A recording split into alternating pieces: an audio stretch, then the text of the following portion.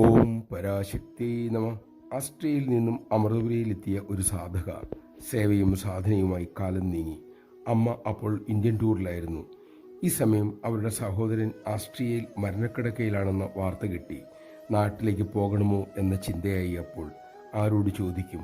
അമ്മയാണെങ്കിൽ സ്ഥലത്തില്ല. വൈകുന്നേരം കളരിയിൽ ചെന്ന് സഹോദരന് വേണ്ടി അവർ പൂജ നടത്തി. അവർ ചിന്താകുലയായിരുന്നു. നാട്ടിൽ വിധവയായ അമ്മ തനിച്ചാണ്. ഇപ്പോഴിതാ അവരുടെ മകനും പോയിരിക്കുന്നു. ഒരു മകൾ ഉള്ളതോ അമൃതപുരിയിലും. മകൾ എന്ന നിലയിൽ ഇപ്പോൾ അവിടെ ചെല്ലേണ്ട തൻ്റെ കർത്തവ്യമല്ലേ? ഞാൻ എന്ത് ചെയ്യണം അമ്മേ? ഇങ്ങനെ ചിന്തിച്ച് അവർ ഉള്ളുരുകി പ്രാർത്ഥിച്ചു. അടുത്ത ദിവസം അവരുടെ അമ്മ നാട്ടിൽ നിന്നും വിളിച്ച് ആദ്യം പറഞ്ഞ വാചകം ഇതായിരുന്നു: നീ ഇപ്പോൾ നാട്ടിലേക്ക് വരേണ്ട അത്യാവശ്യമൊന്നുമില്ല മോളെ. നമഃശിവായ. അമ്മയെ ആശ്രയിച്ചു കഴിഞ്ഞാൽ വേണ്ടത് വേണ്ട സമയത്ത് വേണ്ടതുപോലെ നമ്മുടെ അമ്മ ചെയ്യിപ്പിക്കും. അക്കാര്യത്തിൽ തെല്ലൊന്നും വിഷയം വേണ്ട.